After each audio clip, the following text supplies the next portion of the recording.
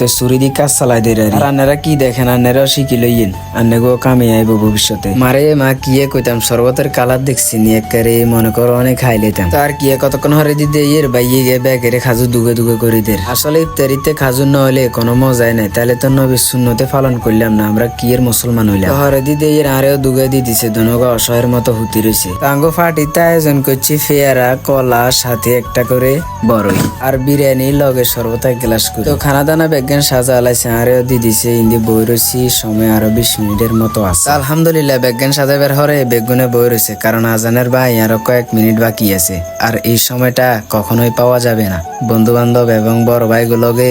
আর কখন যে এইরকম ইফতার পার্টি দিতে পারি এইটা বলারও বাইরে। তো কাম টাম শেষে দিয়ে বন্ধু আরেক গিয়া এর হাতে তো আরেক কাম চোর হাতে মানে বন্ড শতান বন্ধু হইলে কি হাতে বন্ধু হইতো না।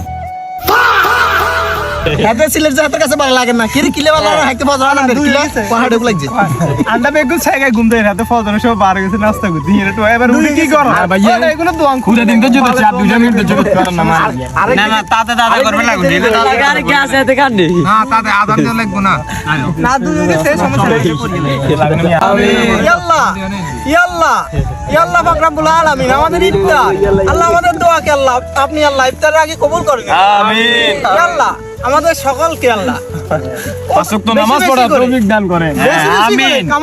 তো আর কিয়া হুজুর ঘুমে তনুড়ি আজান দিয়ে দিছে, বেগুন খানা শুরু করে দিছে। বেগুন তো মারি মা কি আলু গেলা হাইছে। গাইস ভিডিও এতটুকুই, ভিডিওটা ভালো লাগলে ফটাফট লাইক কমেন্ট সাবস্ক্রাইব করে দিবেন। সবাই ভালো থাকবেন, আসসালামু আলাইকুম।